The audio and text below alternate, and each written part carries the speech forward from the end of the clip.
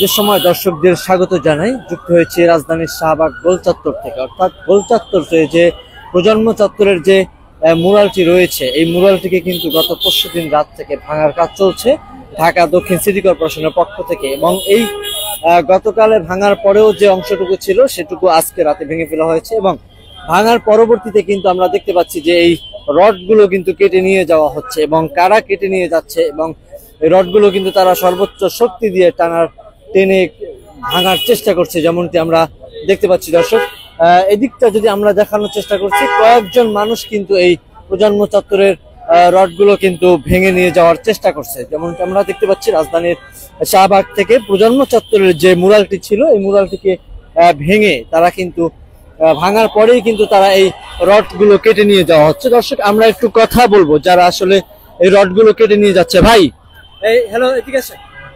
আপনি যে রডগুলো নিচ্ছেন, কি কেউ নিতে বলছে? জি, জনগণ নিতেছে। জনগণ নিতেছে। আপনার পরিচয়টা কি একটু বলবেন? আমার পয়সা আমি রাস্তায় টোকাই। রাস্তার টোকাই? জি। আপনাকে যে রডগুলো নিচ্ছেন, কেউ বাধা দিচ্ছে? না, কেন বাধা দিব? আপনারা যারা আছেন সবাই কি নিচ্ছে? সবাই নিতে, সবাই। আরো মাস লেগে গেছে, সবাই তো মনে করেন আমরা আইছি সবাই। এগুলো নিয়ে কি করবেন? এ নিয়ে বিক্রিরা এদিকে ঘুরে বলেন। এদিকে ঘুরে বলেন। নিয়ে বিক্রিরা ভাত পানি খামার কি আর বলা যায়? 40 ধরেন, 40 টাকা কেজি। দর্শক, শুনছিলাম যারা আসলে নিচ্ছে এবং তাদের পরিচয় জানতে চাওয়ার পরেই কিন্তু তারা বলল যে আসলে তারা টোকাই, মানে তারা এগুলো নিয়ে 40 টাকা করে কেজি বিক্রি করবে, এমনটিও কিন্তু তারা জানিয়েছেন যে আসলে যারা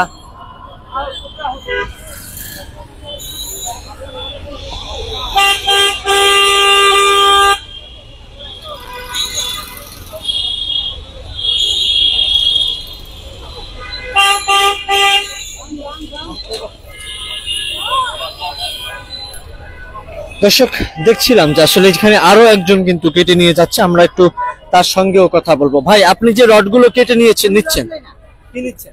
কাঠ। হ্যাঁ, লাকড়ি দিয়ে কি করবেন? এটা আমার ওই যে বাঁশের চুলা, ভাত পাকায় খাই। দর্শক, আমরা দেখতে পাচ্ছি যে আরো একজন কিন্তু এখান থেকে নিয়ে যাচ্ছে, যে এখানে কিছু কাঠ রয়েছে, অর্থাৎ এই কাঠগুলোকে কিন্তু তিনি নিয়ে রিকশায় করে নিয়ে যাচ্ছেন। এবং তিনি যেটা জানালেন যে তার চুলা রয়েছে এবং এই চুলায় কিন্তু তিনি লাকড়ি হিসাবে ব্যবহার করবেন। দর্শক, আমরা যেমনটি দেখতে পাচ্ছি,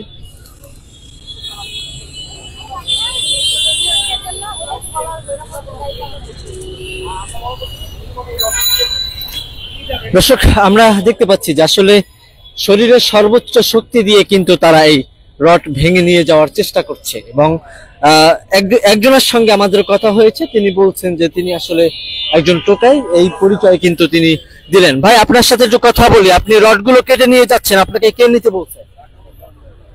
জি ভাই, রডগুলো কে নিতে বলছে আপনাকে? কেউ বলে নাই ভাই, সরকারি মাল মনে করে ভাঙছে। এটা ভাঙার পরে আমরা যা যেমনি পাচ্ছি ভাই অমনি নিয়ে যেতে। জি, আপনার পরিচয় কি? আমি এরকম ভাই বর্তমানে ভাই রাস্তার টোকাই, আমার কোনো পরিচয় নেই। ঠিক আছে ভাই। দর্শক, শুনছিলাম যে আসলে যারাই এখানে রয়েছেন তাদের একটাই পরিচয়, তারা রাস্তার টোকাই, এমন পরিচয় কিন্তু তারা দিচ্ছেন। আর তারা কিন্তু এই যেটা জানালেন যে এই রডগুলো নিয়েই কিন্তু তারা 40 টাকা করে কেজি বিক্রি করবে। এবং এই মুরালটাকে ভেঙে ফেলার পরেই কিন্তু তারা এখান থেকে রডগুলো কেটে নিয়ে যাওয়া হচ্ছে যারা এখানে রয়েছে। দর্শক, আমরা দেখতে পাচ্ছি যে এখানে বেশ কয়েকজন যুবক কিন্তু এই রডগুলো কেটে নিয়ে যাচ্ছে।